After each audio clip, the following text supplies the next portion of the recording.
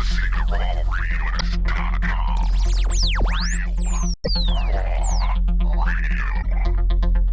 Excuse me, sir, is this the Delta House? Sure. Come on in. The following program is intended for mature audiences. I may have to wipe the geek off. Due to some violent content, parental discretion is advised. This town needs an enema. Take him to Detroit. No! No, not Detroit! No! No, please! Anything but that! No! I used to hang out at the Magumba Bar.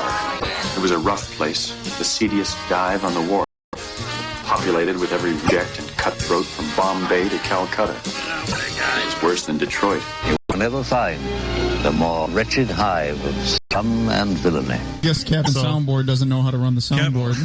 It's yet another long series of diversions in an attempt to avoid responsibility. So, what would you little maniacs like to do first? The question isn't what are we going to do, the question is what aren't we going to do. Ludicrous speed! Go!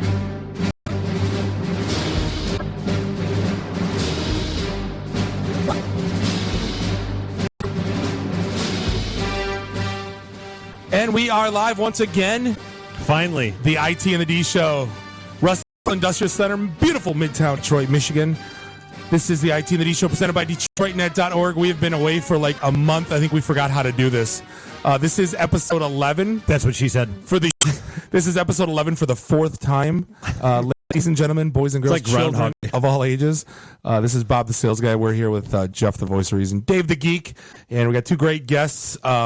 We have Brad here from Grand Circus. How we do? Excellent, gentlemen. Good. And we got Jay here from Arbor Gift Camp. Give. No gift. Oh, we were hoping you brought gifts. I think that was Freudian. There was one time at Gift Camp. Oh, you were waiting for that one all day. And while we had to bring him in because the only other alternative was Hillary, a.k.a. H-Top. Banned, dead to us. The whole show would be one big bleep. That's pretty much what the whole show was when we had her on here. Yeah. No, it was like The Departed on TBS. Like 17 minutes. Have you ever watched The Departed on TBS? That would have been like with Hillary on here. That's just... A 2-hour movie becomes like 15 minutes long. Did you expect the entire show to be one big bleep, or was it like The Departed when the elevator opened up and it was sort of like, R2-D2 was apparently just the nastiest character in all the Star Wars movies because it was just beep, beep, beep, beep, beep. That's it. Yeah, that's all it was. But yeah, this is episode 11. We got a lot of stuff we got to talk about today. We have if you want to hit us up online, by the way, before I forget, you can hit us up at Facebook at IT and the D, Twitter at IT and the D, or you can actually call 313-462-0107. Look at us. We're all organized for a change. It only took us a month to figure that out. Yeah, exactly. Well, we've had the last few weeks to prep. Well, no. We actually didn't practice or anything like that. Well, no, 1 week, Transformers 4 was here, blew up a transformer. Yeah. So they had no internet power here. The next week, the guy that stabbed the guard with the spork and went... Well, and just wacky mayhem ensued and, police situations all over downtown. We had Labor Day in that mix and... Bob started drinking again. In case anybody missed that memo. 3 weeks worth. It's Holy Week. Today would have been 3 months, but it's Holy Week for us Germans, Oktoberfest. So I have to partake. So now it's back to all right, we got served. So now it's on. It's like Donkey Kong, yeah. And Bob looks extremely attractive in his later Hosen. Oh, yeah, suede shorts make a man. It's a manly thing, I tell you. And then another grown man helping you with your suede shorts because the suspenders are hard to It's not that kind of show, Bob. All right, we'll talk about that later. We got to talk about how it's episode 11 one more time. The fourth incarnation because it was Labor Day. Yeah, so we've been gone for a month. Are we doing points 11.4? That's right. It's release 11.3. That's right. B.4. That's so just to take care of some business. Just to take care of some business real quick, we do have a big event this Thursday. We need to talk about that real quick. We have the twice a year slip party at the St. Andrews Hall down in Detroit, Michigan. The last one in March. We had about 700 people show up. We have live music, open bar, free food. Actually, it was one of the better events I've ever been to. Hands down. From a pink slip party perspective, and if you guys don't know the history of our group or what we've done, we've always kind of done, casual networking events all around the area. We bounce around between Royal Oak and Troy and Rochester Hills. We've been as far out as Flint. I was telling you when you showed up over at 3rd Street, we finally made our way out to Ann Arbor. I was going to say, I made it to Ann Arbor. Yep. And so what wound up happening is when we got back in March of 2009, we finally realized that like more than half the people that were showing up at our events weren't really looking to network. They're looking for a job. So there was, the network of geeks that was there. Word got out about that. And so recruiters started showing up looking to hire people. And then word got out that there were recruiters there looking to hire people. And so people started showing up looking for jobs. And so sort of as a defense mechanism, we all sat down at the Blackfin, after our March event that year in 2009 and just said, okay, look, we need to do something to, try to keep our networking events as networking events. So there's this concept out there called the Pink Slip Party. The guys in Florida and California doing that are all about finding jobs. It's basically what we do right now, just on a bigger scale. Let's give it a shot and see what happens. And so we shot a note out to basically every recruiter we knew and we had 3 news crews out. We were the breaking news story 515. Bora Kim. Yeah, the one and only time that the only speech you've ever heard at a Detroit Net event was when the Blackfin threw us up on the big screen in the back.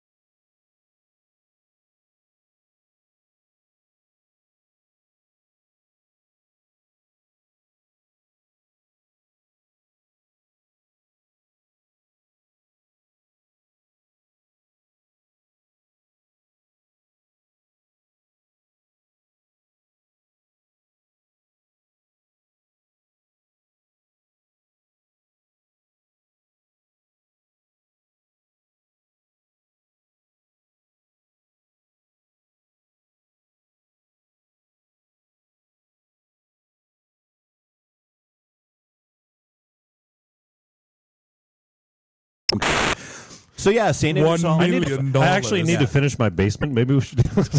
Yeah, you can pay for it in karma. Right.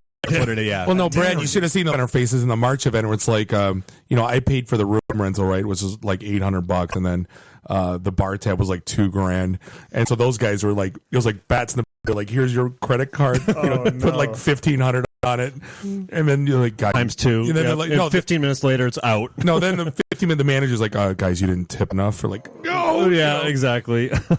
And now I'm not even allowed to pay for my own beer before the show. Yeah, right. No, you guys have come a long way. We have.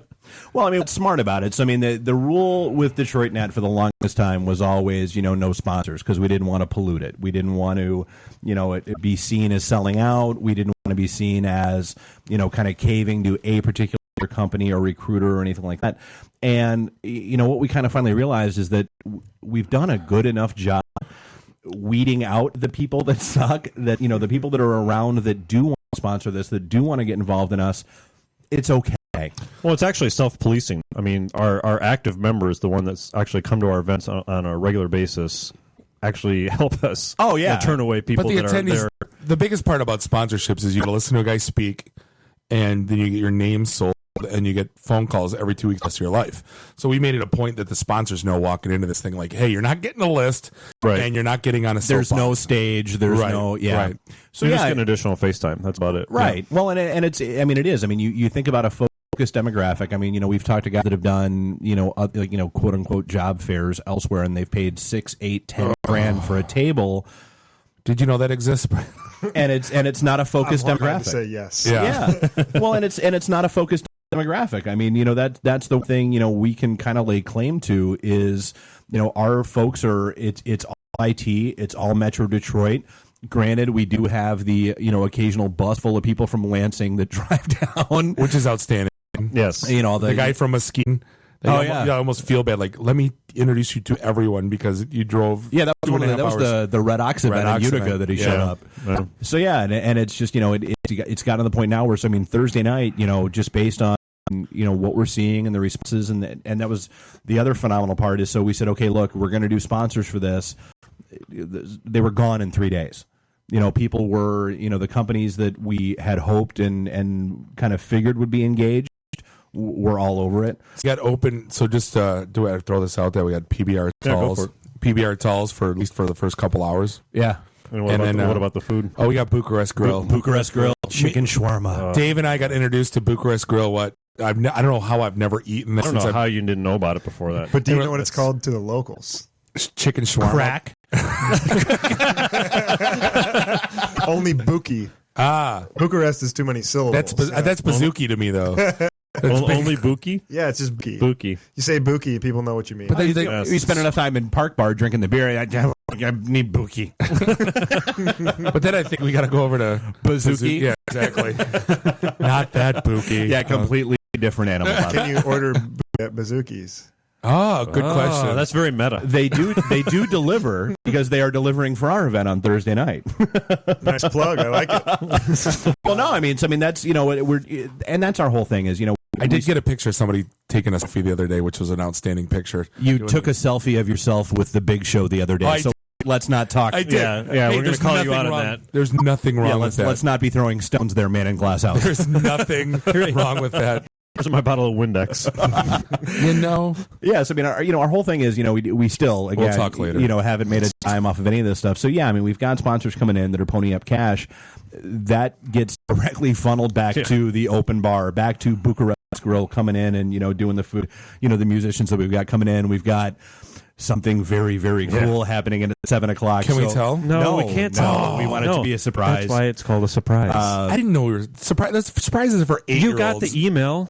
You know what? After tell you what. Big Show. Now, exactly. Big Show's coming. Yeah, after listening to your tirade Friday night about how we're not 8-year-old children and we're not staying for the fireworks at the Tigers We're game. not staying for the fireworks. Dave, now I know Bob doesn't read my emails. Do you go to weekend Tiger reads games, nothing. Brad? Yes. Now you know how Stay I for feel. the fireworks? No. Thank you. But I would absolutely stay if I was told I wasn't allowed to. I'm a Stick it to the man. Yeah, I'm a grown man. I don't need an umbrella when it's raining, and I don't stay for the fireworks on Friday night baseball games. You don't line to get into a bar either. I do not wait in a line to go anywhere.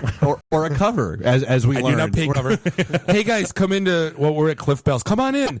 Awesome. Yeah, listen to some jazz, have some great beer. $10 cover. $10 cover. Go. Are there topless women? No, then I'm leaving.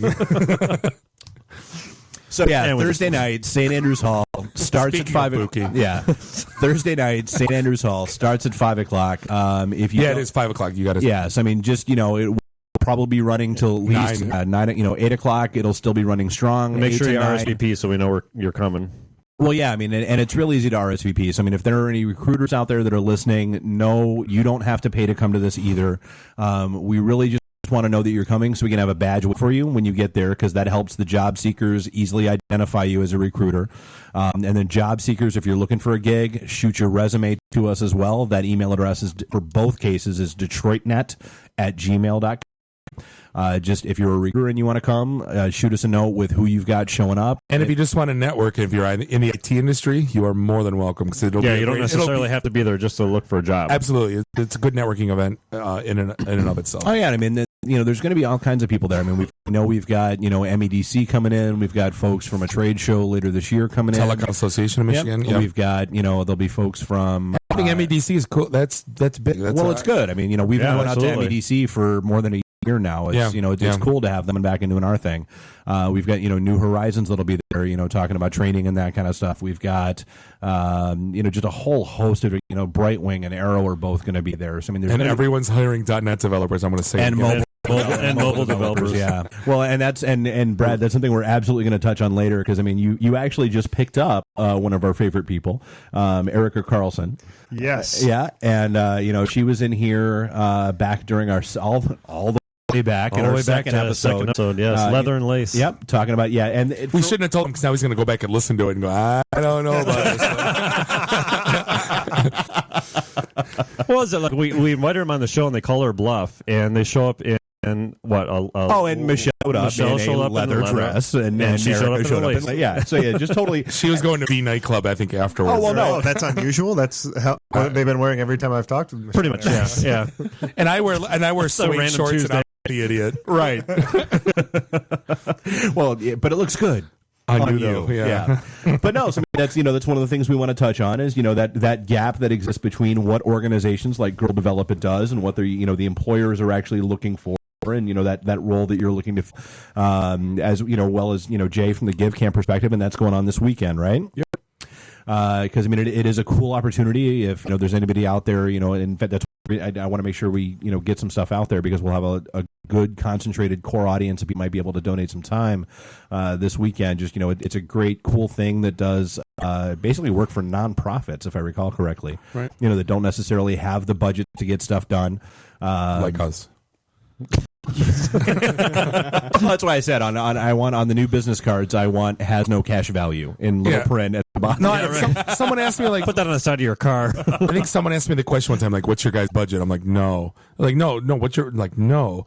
We take in no money. We don't have any to give, and if it is, it's our money, and if we're using it to buy beer, and that's about it. So yeah, and I mean, and that's really what Thursday night is going to be. I mean, it's it's kind of the next step, and of our events, and we've been kind of kicking around everything that we've had going on. The pink slip parties have kind of taken on a life of their own, and as Jeff was saying earlier, we've built a great enough core. Guys like Ray Braun who just shot an email in. Thanks, Ray. But it's one of those things. Show's awful, guys. Hate it. Right? No, but I mean, pack it in. Yeah, exactly, and you're done. No, but I mean, we've been doing this for a long time now, and and we've talked about the evolution of the group and the core and what we've been doing, and it's really, really good to see. It doesn't have to be, Bob or Dave or Jeff that people look for anymore, because there are people that have been floating around for 3, 4, 5 years that know everybody in the room just as well as we do, and can handle pointing people around and they step up and they kind of bridge that gap. Because I mean, I guarantee you, Thursday night I'm going to be running around like I have my hair on fire. I'm going to be at the bar. Well, it's also interesting too. There's a friendly camaraderie between the recruiting companies as well. They're not out there saying, "Oh, grab that developer." That's one thing before the other one goes. That's funny you bring that up because I never really dawned on me or noticed that. But that's funny that they're not. The claws aren't out more. They're all cool with each other. Yeah, exactly. Well, but there's except for one, and we banned him. But that's right. Well, because the class came out from us. But no, I mean, there's a really good reason for that. I mean, you look at the past, 5, 6 years, that we've been doing this.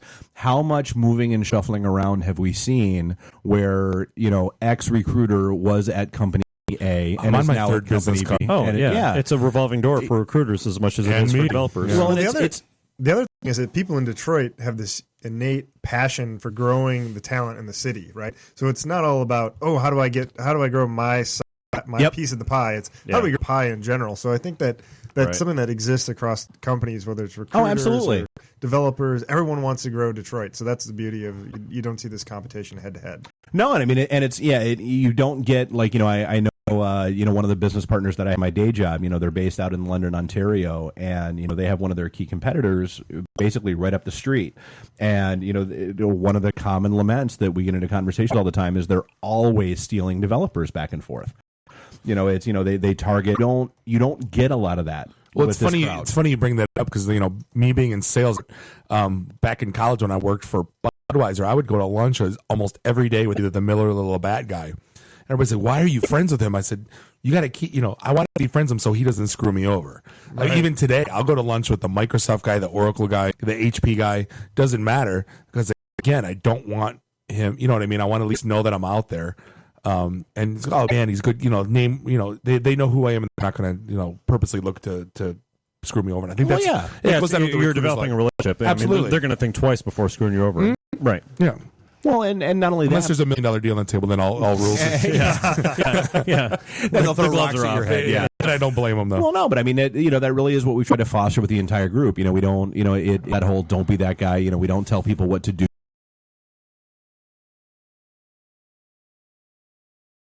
We tell them what not to do, and we tell them, all the, the golden rules of networking and the 10 commandments of networking. We got everyone walking on eggshells because they're afraid. Don't write about me. Oh, it does. It makes it makes me laugh every time we get an email that says, "Hey, I'm thinking about coming to your event for the very first time. I don't want to wind up as a blog entry." I get a chuckle every time we get an email into the LinkedIn group saying, can I join your group? Promise not to be that guy. Oh yeah. Those are the ones you got to watch out for, right? Or exactly. Well, we were talking sheep and wolf's clothing, and I think that's one of the biggest things. At least in an event where you got 700 people, is you're still going to get elevator pitch guy that's going to do a 60-second pitch. We did it at every event. There's at least one guy. Yeah. And I think we talked about it, Brad, at the bar, or if you just boil it down to, I'm Bob with Cisco. What do you do? Right. And then, you're looking for a job. Cool. I know that recruiter. But what, you know what I mean?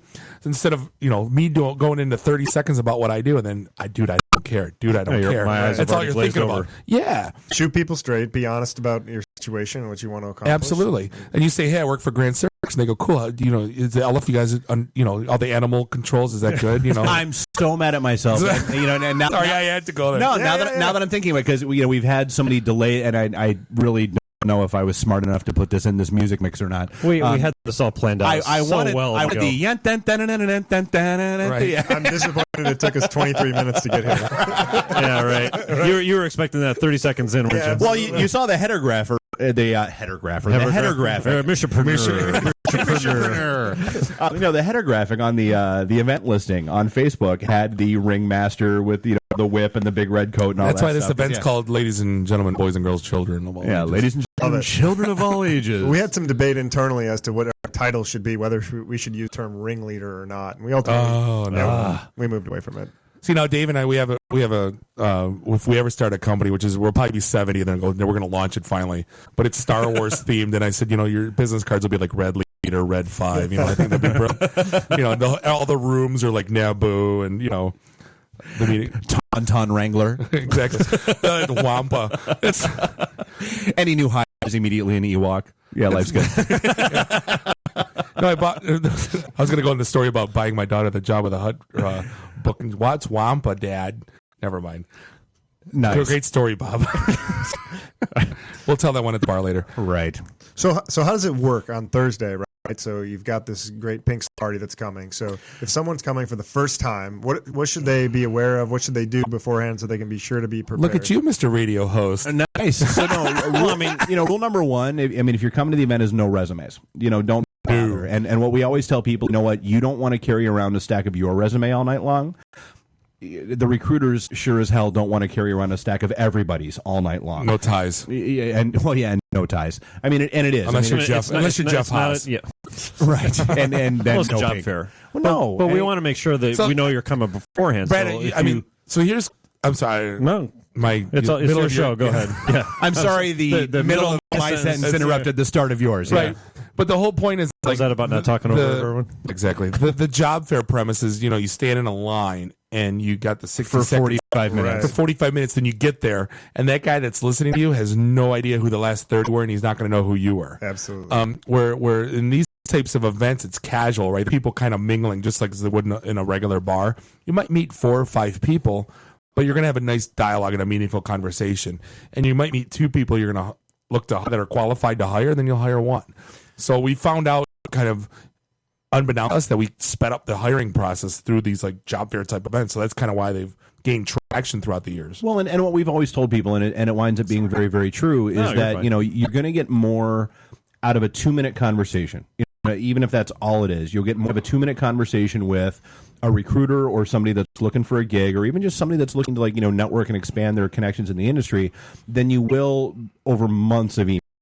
Absolutely. Because it is. Or getting blasted with 500 resumes. Well, yeah, so what we heard from the recruiters was the job seekers love it because they get FaceTime with a recruiter and it can actually hear about the gig. The recruiters love it because they actually get, essentially this, sitting around the table with a beer in your hand. They get the real person that's, actually going to show on a Monday morning at work, as opposed to the, hi, I'm here in my 3-piece suit with my dark blue tie, and I'd like to, basically lie my ass off about everything I've ever done. Voice. Yeah, exactly. And so, they get to see the real person. I'm a very hard worker. Yeah. And I'm prompt and... You forgot team player. Don't forget. But I think to answer the question, I mean, if someone's coming for the first time, right, they're... Yeah, step one is read our site. Read our site. Don't be that guy, but let us know you're coming. So if we know, all right, fine, we got your resume, but we also know there's going to be 100 recruiters that are looking for .NET. I mean, that's the ongoing joke, but it's it's funny because it's true. So if you walk up to us and you're like, and somebody says, "Hi, my name's John. This is the first time I'm here. I have no idea what to do." All right, fine, John. What do you do? I'm a .NET developer. I'm going to know that there's 5 recruiters that they're drooling. They're drooling for .NET. So I'm going to take you by the hand and say, John, here's recruiter A, here's recruiter B, all the way down to Z. Talk to them. Well, and that really is what we always tell people, and honestly, I mean, and this is, it's in the 10 Commandments of networking. It's what we preach to everybody that's out there is your initial point of contact and your salvation should be the person running the event. So the first people you should be looking for when you walk into one of our events, especially if it's your first time, is me, is Jeff, is Bob, one of us 3. And the running gag is that it's not a dating website, so you'll actually recognize us from our photos on the site. But what we've done, though, instead of the recruiters are all going to have a lanyard, so you're going to, we immediately, if you're looking for a job, we're like, don't put name, don't put Bob Wallenspiel, put Bob.net developer or Bob.net or Java or whatever. Just so if you're walking by and someone's not going to look at Bob, they don't care what my name is, but they see .net, they go, oh, come here. Right? So that's kind of the point. If you see a guy with a lanyard, you can start a conversation with him because he probably wants to hire you. Does that mean that everybody's related? They all have the last same name? They all do. They're Bob.net. I'm Bob Java. Yeah, exactly. Joe Java. I'm Bob Jay Mobile Java. Dev. Well, what was it? I had to write my own name card at the Cisco event last week, and I put Bob Cisco. And everybody's like, "Oh, Bob Cisco, nice to meet you." I go, "Yeah, I legally changed my name from Bob Hewlett Packard. It's a pleasure." Really, you didn't go with Eric Stratton, Rush Chairman? I did once. but then Did anyone call you out of it? Which what? Eric Stratton. Oh, absolutely. Like, I'll pull an animal. Glad to meet you. And I'm like, really? Hey, we are coming up on a break. This is the IT and the D show, Raw Radio X. We will see you in a few. In 1972, a crack commando unit was sent to prison by a military court for a crime they didn't commit. These men promptly escaped from a maximum secure stockade to the Los Angeles underground. Today, still wanted by the government, they survive as soldiers of fortune. If you have a problem, if no one else can help, and if you can find them, maybe you can hire the A-Team.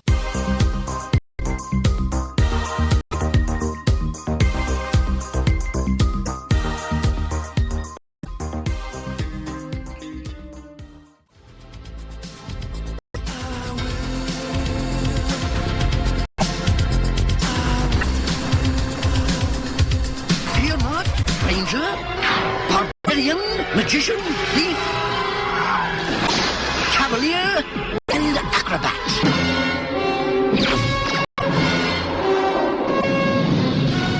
Who was that? That was Venger, the force of evil. I am Dungeon Master, your guide in the realm of dungeon. There's nobody listening that knows what that is.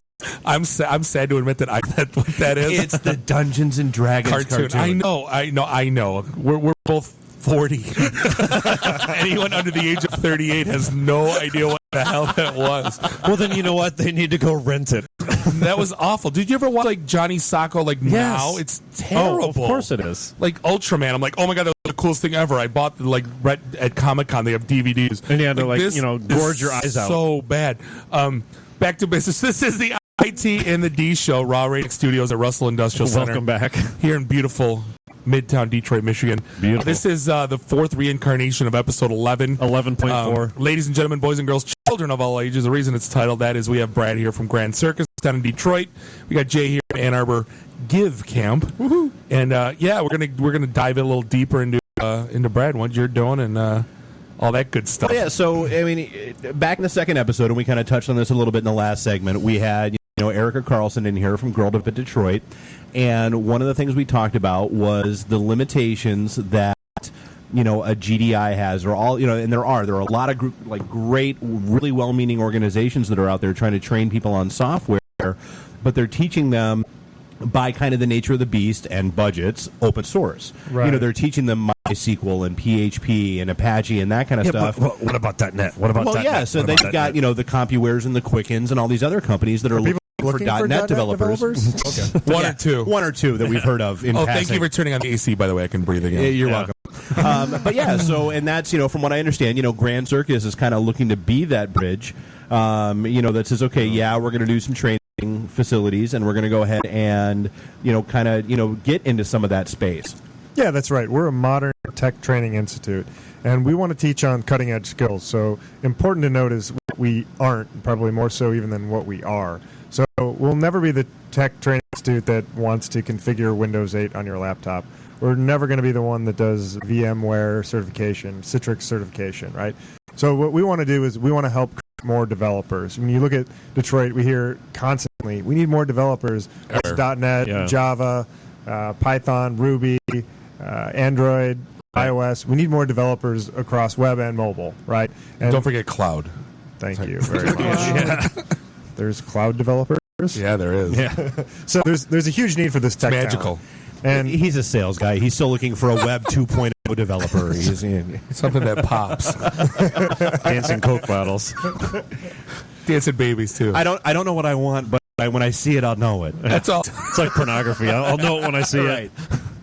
Anyways, Brad, can please continue. Right, we just need to get this train wreck moving. Right. Yes. Right. No, so what we hear is constantly, we need folks who can help us in mobile development, right? So right now, you see so many companies, whether it's small, medium businesses, looking to add a new capability to their set, or you see the need for large enterprises to be able to diversify, and they want to insource more of their operations now to be able to take care of mobile development. We're here to be able to address that gap. And you mentioned Girl Develop It, wonderful organization. Oh, absolutely. Focused on largely intro to development. Yep. And as you mentioned, Erica Carlson, one of the two co-founders of Girl Develop Detroit, she's one of the instructors for Grand Circus. And the message we continue to get from Girl Develop It and others is, thank goodness that Grand Circus is here, because there's a number of organizations out there that do teach the very intro to development. And that's the good part is you're not competing with them. You're a partner for them. Absolutely. It's so let me ask directly into the path that we've always talked about too. As the sales guy, non-know in the room, just curious. Like, you're not doing certification classes. Like, what can they walk out of your classes having knowing, or they can sell to themselves? Let's let him finish his intro. All right. I'm just. I think that's a perfect question, though, right? It's the elephant in the room for me, so I figured I'd ask. Yeah. So we're focused on outcomes. So what is it that you're going to be able to do as part of this course, right? So you're not going to get a certification, but at the end, you're going to be able to create a dynamic website, and you're going to be able to share that dynamic website with the world, right? You're going to build an online portfolio. Absolutely. Yeah, so it's a real life project that you could deliver to something. If you're developing on mobile, right, or really any type of language, you're going to be able to put your code on GitHub, right? It's going to be able to be seen by employers, because in the IT space, as you guys know, right, no one's going to be looking at your resume with a fine-tooth comb if they can see all this great code that you've been able to write and create. And show me your pull request. Exactly. And that's really the way that hiring is. Wait a minute, what? Crickets. I might have to isolate drop. Pull request. Oh. No, I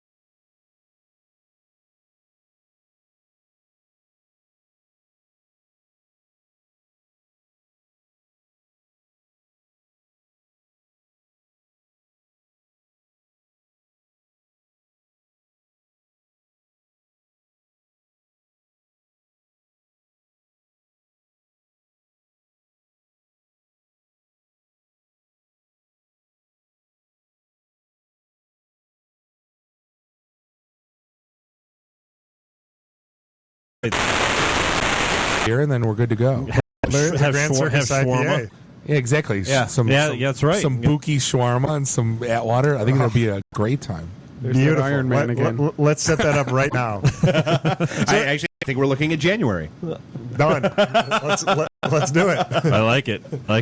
So how long of a? Let me ask you this: how long of a brainchild was this drumming up? Because I mean, that's why I wanted to get. I'm listening to this and I'm like, wow! I keep having these wow moments, and like there's filling such a niche need, especially downtown. I mean, how long has this been stewing? So we started this business in February. So the idea has been kicking around for a little bit, and so it's probably worthwhile talking a little bit about how Grand Circus is structured. So we are a Detroit Venture Partners portfolio company, and I like to say we're pretty unique in terms of how we are set up, right? So my co-founder Damian Rocky and myself, we came together in February. We hadn't met each other. We were brought together through Detroit Venture Partners, and they had the like an arranged marriage. Well, I mean, was it your brainchild and you said, hey, I have this great idea, and they said, well, here's a great guy that you could partner with that you might have chemistry? Like, how does that work? Yeah, so the way it worked is Detroit Venture Partners had this idea, right? Because they recognize there's so many different startups, and again, small, medium businesses and enterprise that have a demand for talent. That, well, shouldn't we be doing something about this, right? We're a venture capital firm playing in this area. Feels like we should do something about it. So this idea had been permeating for some period of time, and just through connections, Damien was brought to Detroit Venture Partners. He'd done some work with a few companies. I had been introduced to them. I was living in Chicago at the time. We were brought together. The stars sort of aligned, and we were off to the race starting in February. That's a short time. I mean, that's a lot. A lot has happened between then and now. Yeah, we're really excited. When will then be now? Yeah, exactly. Soon. Yeah. So we have we're launching this week. So the space inside the Broderick Tower will be all built out. Our classes are starting at the end of the month. I believe our first class starts September 25th, and our detailed courses start on the 30th of September. So there's still an opportunity for folks who are really trying to differentiate themselves and improve their career. Yeah, so last question before we hit the break real quick. Like, big thing right now is a lot of companies are paying for like EMR training, and guys are walking out with like HIT certs. Are you, someone approaches you with that, are you taking that on, or are you still trying to stay, I guess, organic to what your core beliefs are? Sure. So we absolutely take on custom training, but that custom training will have to be around some of the areas that we're really excited about, which is, again, tech, business, design, and inside of tech. Sure. It's going to be more around cutting edge languages or processes. So we have an agile class, for instance, which is something that a lot of corporations are really excited about. That's a buzzword right now. I don't think we would go too far astray from that at this point in time. But we obviously are here to help solve the issues in the IT arena and help to continue to add skills to the talent that's in the area. Cool. Well, we're up against a break. This is the IT and the D show. We'll be right back. See you guys in the emergency room, huh? Yo, pretty lady, tell me something. What's a beautiful broad like you doing with a malacca like this, huh? It's purely sexual. Hey, son. She's into malakas, Dino.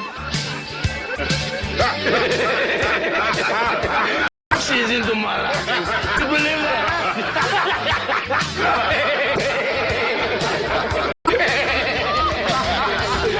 You can say that again.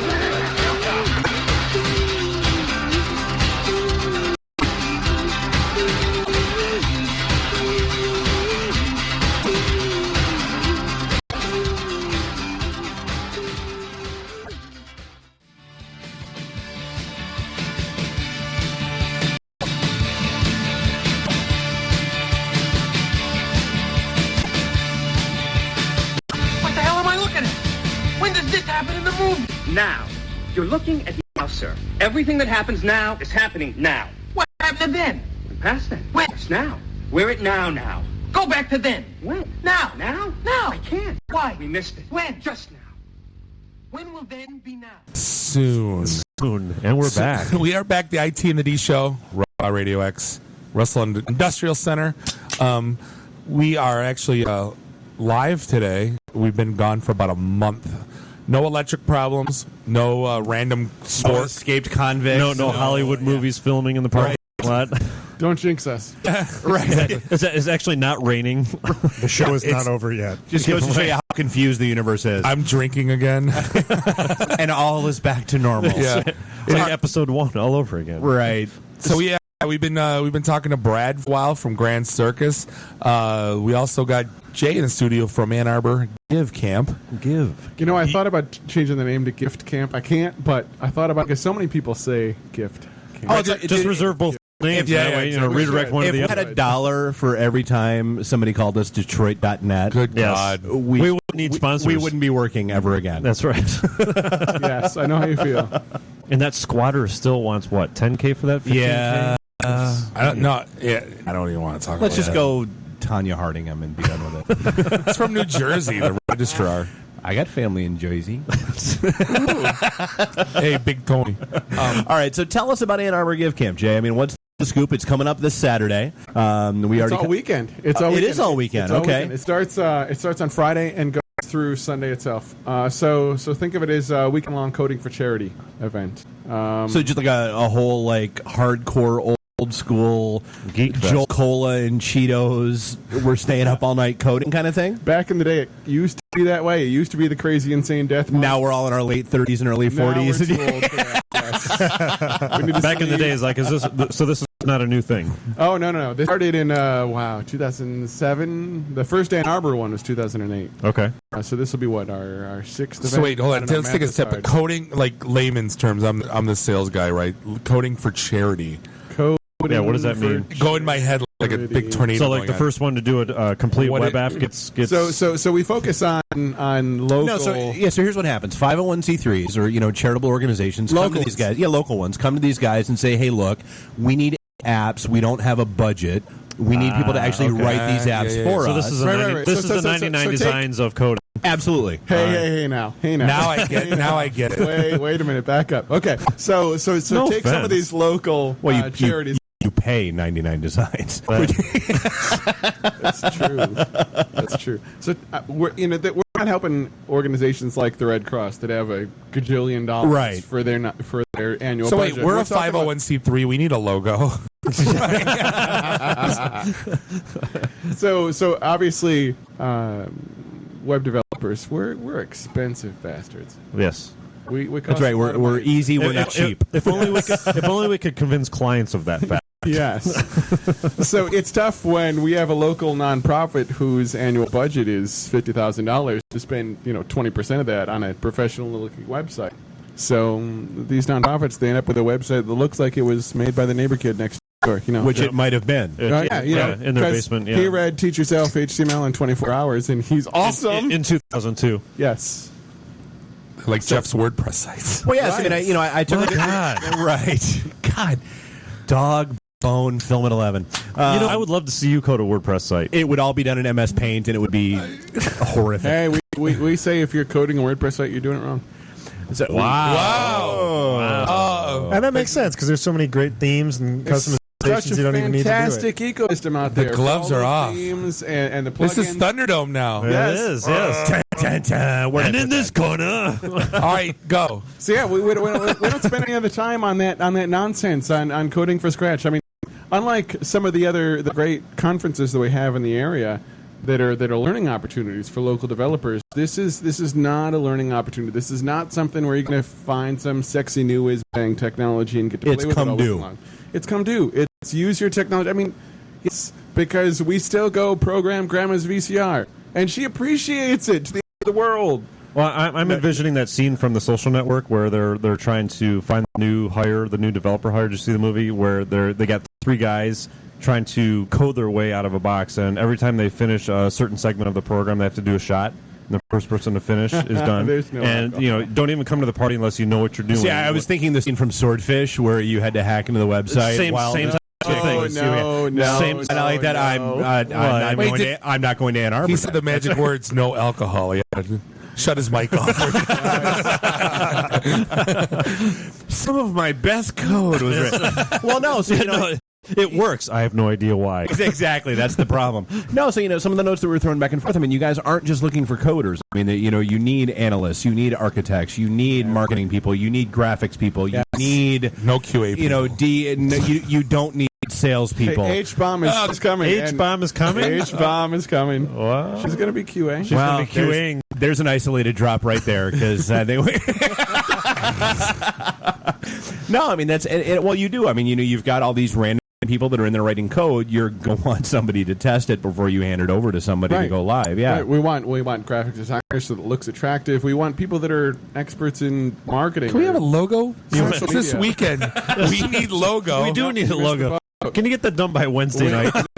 You missed the boat. We had a call for proposals that was open. We have 2 cans of PBR Talls and 2 Slim Jims. You can't make it happen. Jake can work magic, but there's limitations. So, that's a good question. So, it's Friday night through Sunday. Yes. And it's Okay.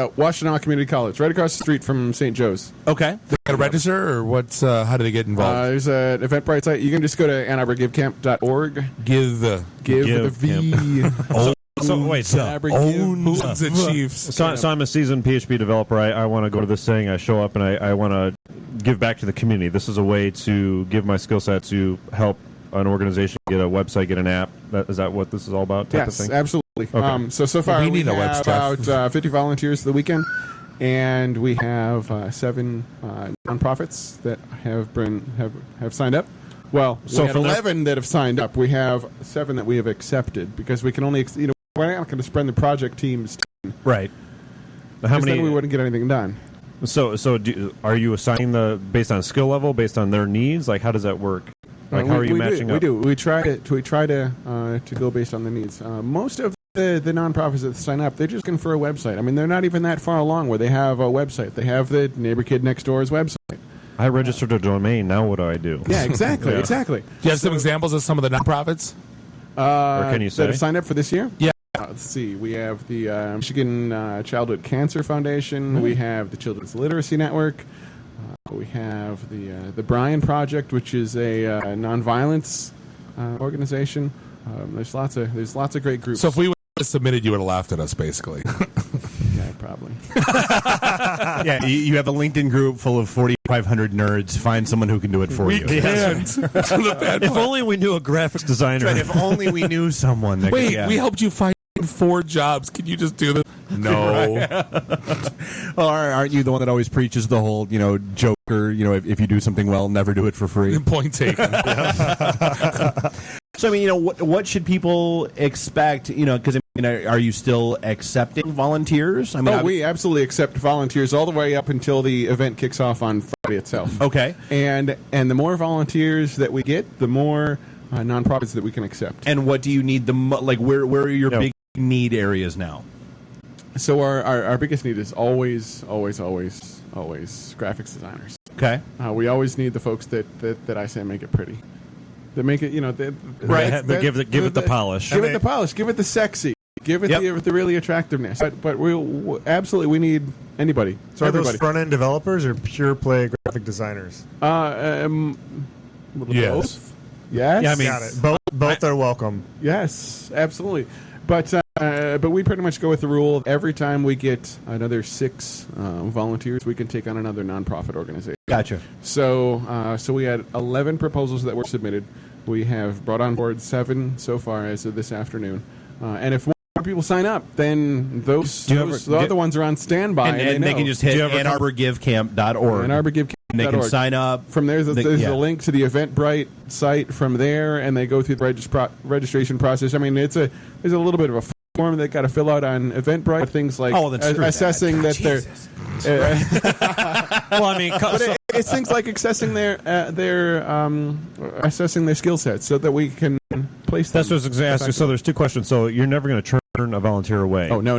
So we have people coming up to us all the time saying, hey, I'm just in college. I'm a green developer. Do I really have enough experience? I'm awesome in MS. So that relates to my second question. So if you've got a need for 50 PHP developers and you've got 49 of them and you need that 50th to get that another nonprofit to satisfy whatever need they have, and that 50th one comes in and they're a high school student and they're Absolutely and sign they're them not up. confident enough. So you're going to give them some sort of aptitude test, some sort of litmus test. You're not going to get somebody that's just read teach yourself PHP in 21 days and say remember this team now, right?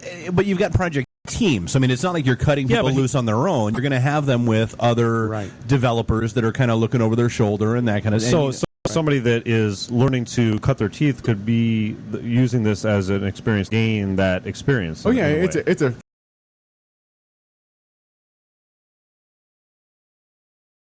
It's not only a great experience thing; it's a great networking opportunity. I mean, we've been talking about the stuff coming up on Thursday, but at the end of the day, really, that's just an opportunity to chat with one another.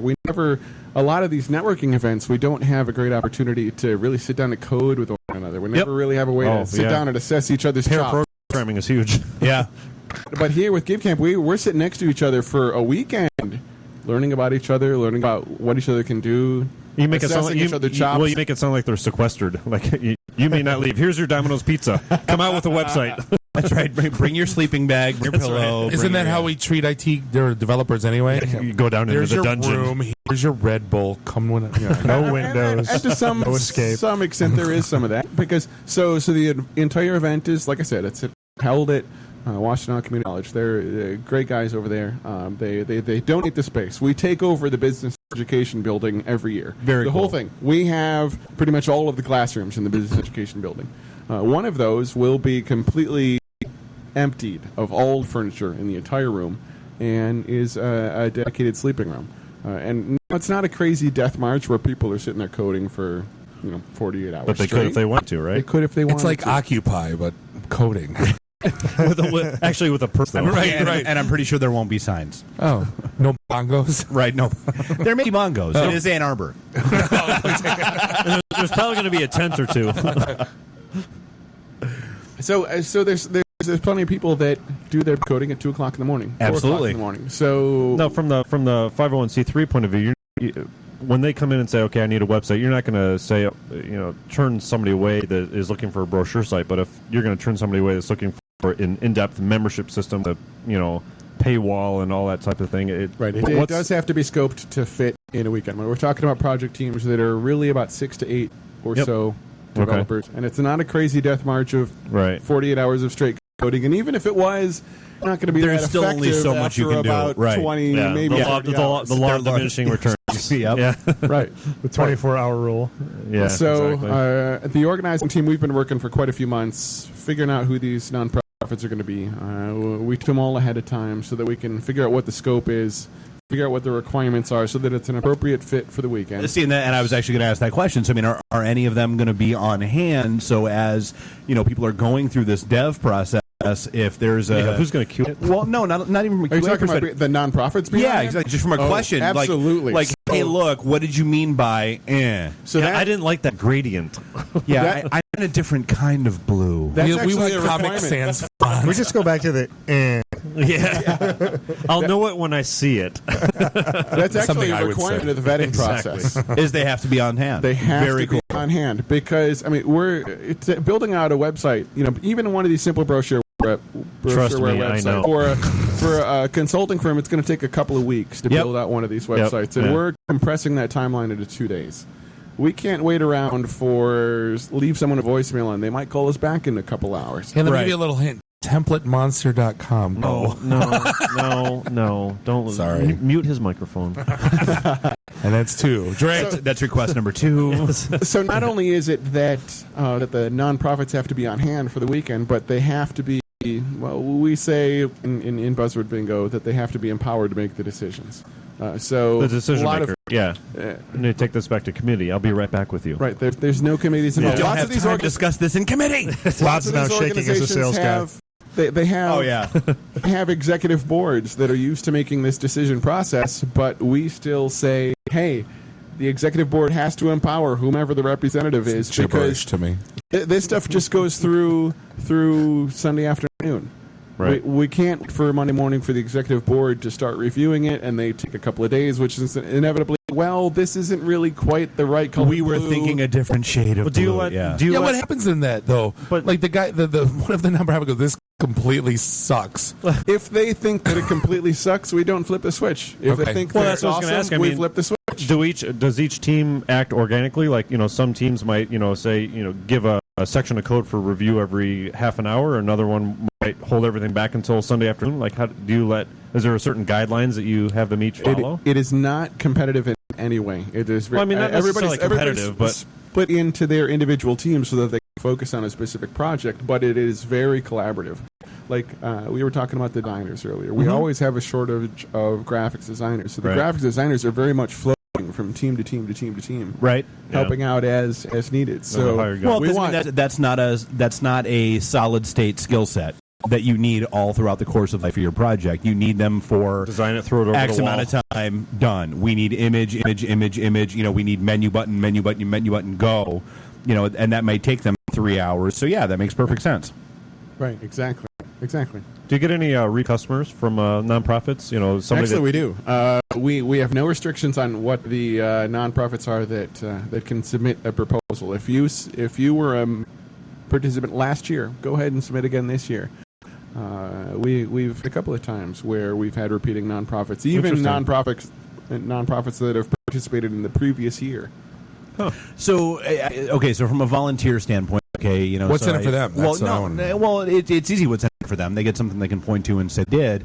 But so what do I expect walking in? Am I supposed to show up with my sleeping bag, my pillow, and are people bringing us food? Is it what do I expect if I'm volunteering my time and I'm gonna A, do I have to hang all weekend, and B, what goes on over the course of that weekend? I guess the only expectation really is that you bring a laptop. I guess if you really want to bring a desktop and set that up, you can do that too. But really, everyone will point and laugh. Yeah, you'll be frowned upon. Yes, bring a laptop. This is not a LAN party to play Doom. Yes. I'm out. Skyrim,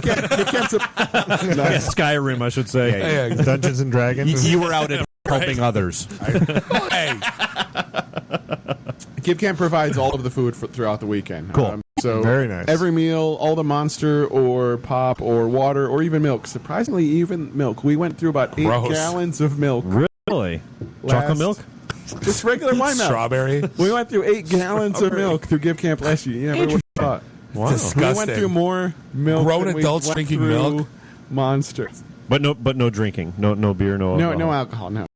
And the essential thing is we want to do everything to get. Well, if you just got high school kids showing up, card them. It's Ann Arbor. There's weed. Oh, no, there's none of that either. Yeah, none of that either. Beep. So they hang out all weekend, and it's is this? I guess that's a good point. Is this something they can put on their resume? Is this something hey, I was part of GiveCamp that built this company or this organization's website? Yeah, absolutely. Intellectual property there. So that's another interesting point. One of our sponsors, one of our partners, is a law firm that was out in Grand Rapids. They wrote up all of the legalese. Very cool. For GiveCamp.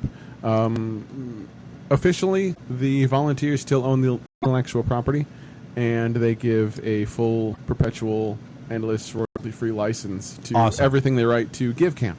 And not to the nonprofits, to GiveCamp that then in turn puts it over. Turns it over to all of the nonprofits. Because and it's assigned to GiveCamp because let's say we are writing a custom module for WordPress. GiveCamp wants to be able to reuse that for later years. That's the whole point of the GPL, exactly. Otherwise you'd be in violation of all that. Yeah. Right. Yeah. No, so very cool. Okay, so you need graphic designers, hard and heavy. We need everybody, but you also need, so you need, developers. Are there any, we've talked about PHP. Are there any other, particular skill sets or anything? Because, and here's the thing. Cards on table. I'm trying to keep, I'm starting to Rolodex away in the back of my head. Okay, who do I need to send your way? And that's what I'm trying to think through. So a couple of things to that. You mentioned PHP, but what about the infamous .NET developer? So years ago, GiveCamp's past, Ghost of GiveCamp past, we used to do a lot of .NET Nuke sites. Gotcha. But we found out that the DNN sites were selected because they were .NET developers, and I have to write on the .NET. But it's tough for some people. There have been a few cases Like where you. people. I'm sure you have the 3 a.m. flare up. That's and really, at the end of the day, that's my role. Yeah, because I'm not going to be a part of any team. I just sit there as the the robot overlord. Flex your muscles and make sure no one doesn't. So what's your background? Are you a developer as well? I mean, can you look over somebody's shoulder and say you're doing it wrong? Yes, right? I do have a background in development, but and part of that is part of me purposefully not being a part of any team is so that I can play the bad guy if needed, whether that be an issue with a nonprofit or that be an issue with the volunteer. I have brought you to this table for a sit down among the families. Exactly. I'm gonna make you an offer. Right. It is my decision that will be binding. now to go back to the other technical talents that you need. I mean, not just PHP developers and .NET developers. We love having recruiters come be a part of Ann Arbor Give Camp. What are you looking at Brad for? He's not a... The business folk. I mean, those are listed. We have those listed on the Eventbrite site as business volunteers. So what are what would the role be? I mean, what's... So focusing in marketing, focusing in being experts in social media, not from a how to use Twitter, kind of but being how that to use client tester. Speaking and of how do you how to use Twitter from a marketing perspective. Speaking of Twitter, Erica Erica just hit us up on Twitter saying we're happy to do that. We're back on the air, so thank you, Erica. Yeah, thank you, Erica. I mean, but you bring up a good point. I mean, you wouldn't. The last thing you want is a bunch of hardcore developers that don't know a thing about best practices or UX to code a site for business that may not know any better to call BS on it, or that don't know anything about business. That's what I mean. Yeah. Like, so you're That's why I'm here. delivering a site. So that's what their role would be, right? So is there one of those people per team to say no that? But that button shouldn't be there because it's not going to be good for ROI type of thing. We try to. Obviously, of course, Give Camp is subject to whom actually goes to the Eventbrite site and signs up. Right. But if possible, yes, so that we can get some. But that's some not your job either. perspective, get some creative perspective, get some business perspective to every team. Because really, this is all about growing the nonprofits, getting their word out, so that they can help, more people have a bigger budget. Cool. No, great efforts. Hey, we're up on a break. This is the IT and the D show. Segment 4, we're going to come back. We're going to reel Brad back in because I think he's falling asleep over there. And we'll see you guys in a few. Mr. Vernon, we accept the fact that we had to sacrifice a whole Saturday in detention for whatever it was we did wrong. But we think you're crazy to make us write an essay telling you who we think we are. And you see us as you want to see us. In the simplest terms, with the most convenient definitions. But what we found out is that each one of us is a brain and an athlete And a basket case. A princess. and a criminal. Does that answer your question? Sincerely yours, The Breakfast Club.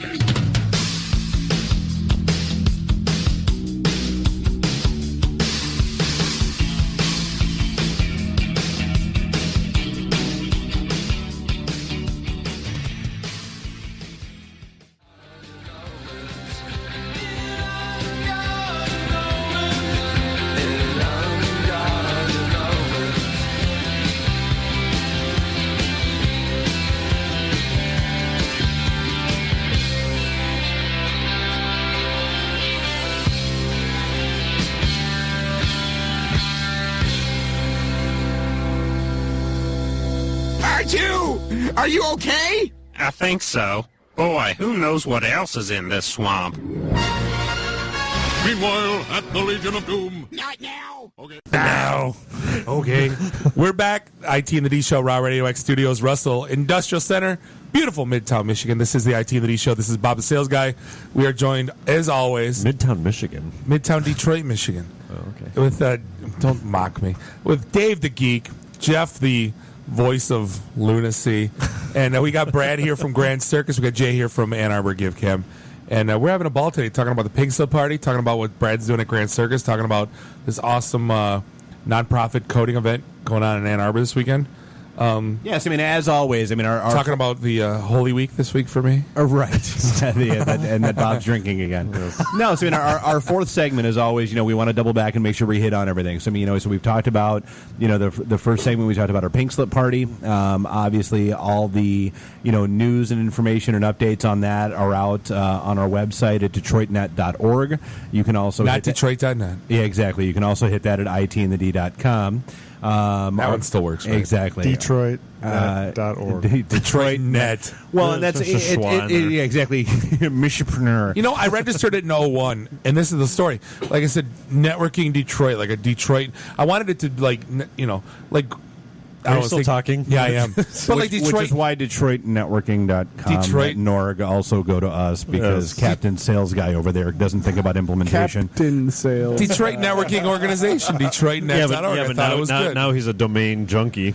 I am not. I have yes, 3. you are. We're picking up what you're putting 100. down. Right. No, you've got way more than I do. What did you do to me an hour ago? You knocked me on the shoulder and said, "Hey, look at this." You got domain GoDaddy up on your phone. I do. You started it. Danica Patrick, though? That too. Yeah, so, right. yeah, I mean, everything about our Thursday event at St. Andrews Hall is out on DetroitNet.org or itandthed.com. Everything you want to find out on Grand Circus is out at grandcircus.co. Everything about Ann Arbor Give Camp is out at annarborgivecamp.org. Give with a V. Who owned the Chiefs? Owns. Right. Owns. What do you say? Owns. No, but so, a couple of the last things we wanted to talk. Shot. Sorry. Did you have to explain that? He looked at me funny. So hey, I'm a hockey guy. I love it. All right. No, so I mean, a couple of things we wanted to circle back and just make sure that we got it in the mix here. So Brad, from a Grand Circus perspective, I mean, you've got the the New Horizons, you've got all these other organizations out there that are doing training. Why Grand Circus? I mean, what differentiates you guys? Oh, you give them a softball. Who's doing the training? That kind of stuff. He hits it out of the puck. Yeah, it feels like a fastball. I basically put that one on a T for him. If he doesn't kill this, we got an issue. Yeah, right. Give him another PBR. Yeah, here you go. So, I mean, we're different across a number of ways. I think we got a chance earlier to talk a bit about how we're focused on outcomes. That's something that's really important. The second thing I'd really want to focus on is the fact that our instructors are active practitioners in the field. So they're the ones that are leading the way. They're not folks who've been doing something in theory for a long period of time, but there's people that are our instructors are actual people that are thought leaders. So it's not like the old adage of those who can't do teach. Well, yeah, I mean, and it's, that's the biggest issue you run into is you've got so many people that people teaching sales classes that haven't taught in 15 or haven't sold in 15 years. Exactly. I mean, they get in the academic world and they sounds like all my Wayne State instructors. Yeah, I mean, they stick in academia because the real world scares them and rejects them. Sure. I mean, we think it's important to move really fast and to be up to date. So, for instance, one of the original investors or at least early stage investors in Google is teaching her how to create a business plan. A gentleman by the name of Terry Cross. Cool. Very cool. We start to talk about one of the lead designers for Adobe. Well, they're teaching the design process class from print to digital, so to help folks evolve. I suddenly don't want to volunteer to teach a class because. Well, you bring up a good point. I mean, did you have like a call for teachers? Like, how do you vet? Like, what's that process? Right. So we spent literally months trying to find who are the right instructors to lead Grand Circus, and now we actually have the opposite problem, which is wonderful. Is that we have a ton of amazing instructors reaching out to us, and we want to engage with them. We want to find the right courses for them to be able to teach, but it's really art and science, right? So we've spent a lot of time talking with folks in the tech community, in the startup world, trying to understand who are the people that are really thought leaders, and we're fortunate enough to have attracted a lot of those folks. Notice they never reach out to us. We must be really low on the totem pole. We're the pariahs of the IT industry. We know this and we accept this. I'm fine with that. No, so I mean, but that's kind of a good question. We talked about all the open recs that are out there and that kind of stuff. I mean, are you talking with companies that are out there looking to fill specific needs? Are you talking to the MEDCs of the world? Where I mean, and it blows my mind that people don't know this. I mean, there are grants and all this kind of stuff out there that will pay for current employees to go through training. It will pay for their training. It will pay for like 80% of their salary while they're at the training, and off they go. I mean, so, are you guys, hooking into that world? Or, I mean, hell, can we introduce you to anybody that might be able to? Well, what about the No Worker Left Behind grants was huge. Yeah, but that was like 3 years ago, yeah. Does it still exist, or is that gone? Yeah, there's a lot of great opportunities with the MEDC. So we're connected with the MEDC. There's a long process, as you might expect, to be able to become a licensed school, which is something that we're happy to have gone through. It took us a period of time, so we're now there. We're in active we had discussions. 17 pages of documentation just to use their logo when they wanted to sponsor us. So. Right. So we're there. We're in a great spot, and we're excited about a number of the programs that are available to us now, and we're actively talking with them about the Trade Adjustment Act, for instance. Very cool. So I find it humorous that he says, it took a long time to do this, it took a long time to do that, and he says he started this in February and it's now September. We're a startup. We got to move quickly. That's right. In internet years, that's like a lifetime. That was like the drastic period. Right. It's like talking about David Goes to the Dentist on YouTube time. And talking about that today. That was really old. I'm just bringing it all in perspective here. Jeff, what question you were talking about? We're on Breaker. Like, how does a guy from Chicago get hooked up with Detroit venture partners to that start was the exact question. Yeah. I mean, Yeah, I mean, I think I'm a native Michigander, grew up in Grand Rapids, right, and always considered Michigan home. When I came to Detroit recently, the energy down here was just so exciting. I mean, seeing all the great things that are happening, and even since I've been down here, and again, it's been since February, Detroit tech scene has evolved from having the Madison, which is a great building, to having the Madison. Next door is Grand Circus and the Broderick Tower. We've got a number of great tech startups. Next door to that is Bizdom, who has their own space now, which is a tech accelerator. Next to them is Detroit Labs, which has 40 to 50 mobile developers. Well, yeah, because they just outgrew the Madison and went to their own space as well. I saw a Crane's list of like the top 20 mobile developers in the city. I think I recognized the first one or two, then the rest of them were just I had no idea who they were. Yeah, right. Which is saying so something. It's a great problem, right? It is. Yeah, there's so much activity and excitement that's happening downtown in that tech space. And I got connected with the Detroit Venture Partners, met the right people, had a chance to talk about what my vision was for Grand Circus, matched up very well with what they were trying to do and what my co-founder, Damian Rocky's trying to do. And we're off to the races. And we've had a lot of great things happen so far. We're really excited to be bringing Automation Alley downtown. So Automation Alley, as was mentioned earlier, they now have a space with Grand Circus in downtown Detroit. And they've always been traditionally Oakland County. So, so how does that work? Are they actually going to have a semi-permanent office, quote unquote, in your facility? Or they will have staff at our facility full time. So Jenna, can't wait to have you downtown Detroit, Automation Alley. We're really excited to. But you have can't you guys. wait for the 75 South traffic to start. Yeah, right. That's right. So that's why you need to live in downtown or very close. Yeah, I mean that's the downside of all the cool things happening downtown is 75 South sucks now. It's like 1999 all over again. Right. There was a great time where you drive around there like there's no traffic. This is great. Yep. Now, I was looking at my Facebook feed, like Hall Road, something was going on to one lane and everyone was stuck for like over an hour. I must have had like 6 different friends that were posting like photos of being stuck in traffic on 75 this morning. They were like, Yeah, I heard all about it. So fortunately, there's some solutions to this, right? The M1 rail is coming, which isn't quite going to solve all of our problems. Wait. You still got to drive downtown. Yes. It's a start, It doesn't go to Pontiac. It just goes to 6 miles. So let me ask you guys this. There's rumblings of this Ann Arbor to Detroit train happening, and this has been happening for that will years never and happen. years and years. What do we think? That will never happen. Just Dave, the do we same have as a they've hint been of talking optimism about from you? Ann Arbor to Brighton train forever. That'll as happen well. when I become a vegetarian.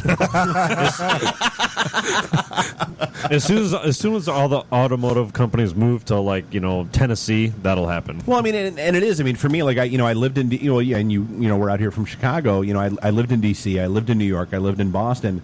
This is the first metropolitan area that I've ever lived in that had zero, really no mass transit system whatsoever. We have Uber, Well, yeah, the car will come pick you up and shoot you the cute little picture of the driver For but that's $80. Right.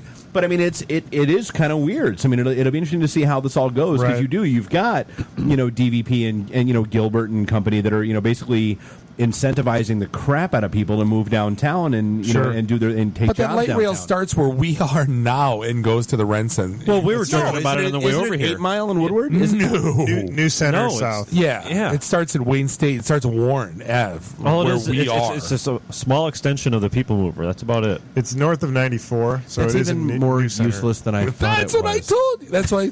Well, it'll connect Midtown and downtown, so I think that's positive. If So it went over, it's a start. If it went all the way to the But again, Meijer, it's like I we were could- joking about, taking all the puzzle pieces of the hot parts of Detroit and putting them together. right, You know. exactly. Well, but I mean that's the biggest part of that's what I've problem always with told Detroit. friends back in DC is yes, Detroit the Metro Detroit area has all the cool stuff that DC does, that Boston does, Right. and all that kind of stuff. The only They're key just spread difference apart there's by no 17 district. blocks. the only key difference is you're gonna drive 5, 10, 15, 20 minutes to get to them. That's the If issue. there's no traffic, 5, Yeah. 10, 15, And where the 20 hell are you going to minutes. park once you're there? Well, yeah, there's no. Actually, the new thing is what Dave and I went to the Tiger game, and we couldn't cross the street because there was like 15 guys on like 1970s 10 speeds going to whatever bar in Cass Corner. I'm like, is this a thing now? The little bike rental Yeah, thing. Absolutely. Yeah, the bike rental thing. Yeah, Absolutely. and they have it's a their thing little now. card swipers on the back that I'm surprised haven't gotten jacked yet. We're like, can't cross the road yet. Here's another 10 speed and another one and another one. We're like, what's this, Hills Angels? What I mean,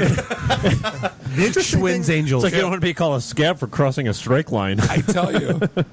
downtown now, you can't find a place to live. The occupancy rate is over 99% in downtown But Detroit. yet they have 20,000 houses that need to be demolished. Yeah, it's Well, that's in Detroit, but not in Right. downtown Oh, Detroit, point taken, right? all right. So in downtown, it's crazy the amount of demand, and like the Broderick Tower where we're located, it's residential for 25, 30 stories above us. I looked up on and 100% Realtor.com, occupied. Detroit, and like whatever the top dollar ones. There's lofts, 2,000 square foot lofts going for $600,000. Do you have any idea what the demographics of that is by any chance? I mean, like, just curiosity. Hipster. Like, I mean, no, that Broderick Hipsters I don't wouldn't have say so. $600,000. No, the Broderick No, Tower. pointing. No, the Broderick Tower. Yeah. That's why it's still for sale. So I don't see, have this was- facts, but I can share, anecdotally. So Right. having spent the last 7 years in Chicago, If you haven't figured, we really don't deal in facts. No, I'm not. lies, damn lies, and statistics. Right, right, So- yeah. Exactly. So, 44% of them are all false. That's right. 87% of all statistics are made up right on the spot. That's right. But what I will say, from having spent a lot of time in the Broderick Tower, as you'd expect, is that it's a diverse set of people that live there that mirrors what I've seen in other urban environments. So, I think it's good progress. I think there's a long way to go, obviously, but it's a heck of a start. Just without the $60 a square foot price tag. That's right. Well, but I mean, and here's a good question. I mean, as someone who's kind of putting their name on the line with something that's happening downtown, does the bankruptcy concern you? Does all the stuff going on with the EM and all that fun happy hoo-ha and all the shenanigans with the election? I mean, how does that, you as a business owner, what is, kind of what's your take on that? Because I mean, we always get the whole, hey, you guys are from the suburbs, meh. Right. But I mean, you're down in the thick of it. I mean, what does that mean to you? Yeah, well, first and foremost, I have great sympathy for all the folks whose pensions are at risk and concerns there in terms of their livelihoods and what are they going to do going forward, and those are very legitimate concerns. That's happened with so many for- of the private sector, though, for so many years, too. No doubt GM about it. and, yeah. No doubt about it. From a business perspective, I mean, in some ways, it's really a clean start in terms of the city being able to go back and not be beholden to the decisions that were made for decades. So, I mean, we see a lot of excitement in terms of, hey, the reality is there's been a lot of great things happening downtown and in Detroit for years now, right? Over the last few years. And the perception hasn't caught up. And obviously, this is a step backwards in terms of the perception for outsiders. From a national perception, But internally, this is a bit of a reset, right? For absolutely. business owners, I think we're really excited about what this could mean in terms of opening up opportunities for incentives to continue to attract more people downtown and And the biggest, area. in my opinion, the biggest travesty in this town, and you're going to laugh at me, but the 6-lane boulevard, right, that goes from Cobo to Jefferson, that didn't extend from the Ambassador Bridge to Belle Isle. Right. If you ever go to San Francisco and walk around, I said this would be like Detroit if Detroit extended this boulevard, and they're like, "You are nuts." I go, "It's not that." No, different. it really would, and I mean, and that's what we see that with our stuff all the time. We did an event at Hockeytown Cafe, and actually got the good folks, from the Illich Holdings organization to, hook us up with, a group of tickets for one of the Wings games, playing Vancouver and all that kind of fun, happy hoo-ha.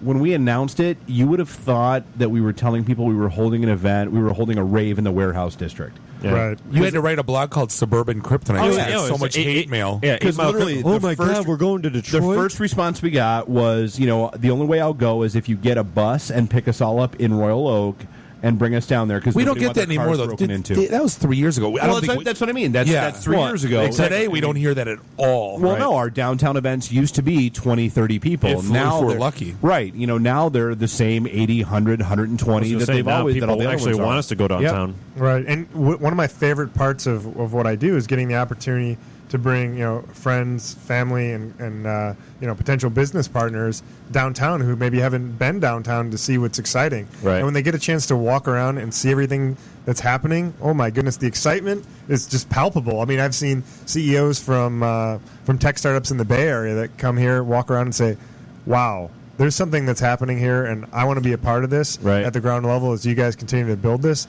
But this is very real in terms of what's happening." Well, I remember when my buddies came, one of my clients, a bunch of those guys came from Pittsburgh when the Super Bowl was going on. And they came back and they go, "Dude, Detroit's actually kind of cool." I'm like, "What'd you think it was?" Like, we thought we'd have to wear flak jackets. And we thought it was RoboCop. Right. It's not far off from RoboCop. They believe the media and the hype. Right. So, I mean, before we wrap up, I mean, Jay, anything else you want to throw out about Give Camp or anything else that's going on? So there's, I guess, a couple of cool things that are coming on. The biggest issue we've run into the last few years is that Give Camp is just one weekend out of the year. And that doesn't work for all volunteers. That doesn't work for all of the nonprofits. Yet, even the nonprofits that participate in Give Camp Weekend, they have needs that extend beyond the weekend. Hey, some, I don't know, domain name changes, DNS changes. Hey, can you go, this really isn't the right Can you color program blue. my VCR? Right, can you program my VCR? So we've even been tossing the idea of turning... What's a VCR? Exactly. Turning this into more of a perpetual event. Still having the big Give Camp Weekend for the big projects, but maybe doing something more monthly for the little Are you things, scheduling for the anything like that now, or is that something you're thinking about? It's something we've been tossing around the idea, seeing if we can gauge any interest, if the community likes that idea. I was gonna, just thinking off the top of my head, if someone has a project in need, and the volunteers fill it as hey, I got an hour this week, I got a couple hours next week. Maybe it's not in a once a month meeting, but if you have an open project and it's kind of, maybe it takes 4 months to finish, I think that'd be a cool thing to think about too. Sounds like an overhead management. Well, no, I mean that's actually a good follow-up question, because you were talking about whatever projects you're having these dev teams do, it has to be done by Sunday. Right. So what if they want ongoing maintenance? Like, have you ever had one of these nonprofits say, that developer was ace. I want to hire our board him. members changed. We need an update to our site. I want it red. Now, but take that all the way to the other end of the spectrum. Sometimes the project is too small to really be an appropriate fit for Give Camp. There's lots of, one of the projects that we're taking on this weekend. Is the logo too small? It's a smaller project, but by Wednesday. It's a data migration project, because they have some old donor management software whose requirements are, no lie, Windows 95 and 32 megabytes of RAM. Oh my God! Of course, I just threw up in my mouth. I was going to say. So even if you're not in IT, you should throw up in your mouth a little bit. 1200 baud modem, is that next? and yet again, people wonder why I still keep my Windows 95 install CD, my DOS 622 install diskettes floating around, because you never know. Right, because you never know, dude. Nancy Kerrigan says. For us technical folks, I mean, we're talking about a software package who still requires an 8-character directory name. If you see anyone with a Windows 95 still, just call me. Shouldn't that be one of your requirements for a nonprofit to like deny them part of the participation? No. So with their thing, the project for this year, they bought a subscription into a cloud service that does donation management now. Cloud. But do the cloud. What is the cloud? They've been having a tough time migrating their data from this old archaic Windows 95 thing into the cloud. We used to have hosted Go server. figure. Right. We used to have hosted server, but now we want the cloud. Can you make that happen? So to break this down for the non-technical folks, this is like making a cell phone call on AC Slater or Screech Powers cell phone. You know, the one the big one that was like a brick. No, that was shoebox. Zach Morris had that phone. AC Slater didn't. He was on the other side of the train tracks. Yes, this is basically migrating your address list from that old shoebox size phone to the little one that'll. Yeah, was it the Michael Douglas Wall Street phone? Is that what you're talking about? Nice, well played. No, Zach Morris's dad was loaded, so he got the big brick phone. But yeah. Screech didn't. He could only afford Hawaiian shirts. Didn't Screech wind up doing porn? Yes, he actually did. Yes, good old Screech. All right, and on that note, we're gonna wrap up episode. So we've got, we'll have all the recaps and all that fun stuff published out tomorrow at some point in time on our site. That's itandthed.com or DetroitNet.org. In the meantime, if you want to, all that fun stuff, you can find Ann Arbor Give Camp at AnnArborGiveCamp.org. You can find Grand Circus. Give own to Chiefs. You can find Grand Circus at grandcircus.co. Either way. Or CO. Fine. All right. Yeah. Co. What country code is that? Tentacles. NT. Big difference. Do we say Detroit.net? Can we get Detroit.co? You could. I swear to God. This is the IT and the D show. We will see you next week. The emergency destruct system is now activated. I have come here to chew bubblegum and kick ass. And I'm all out of bubblegum. That's all, folks.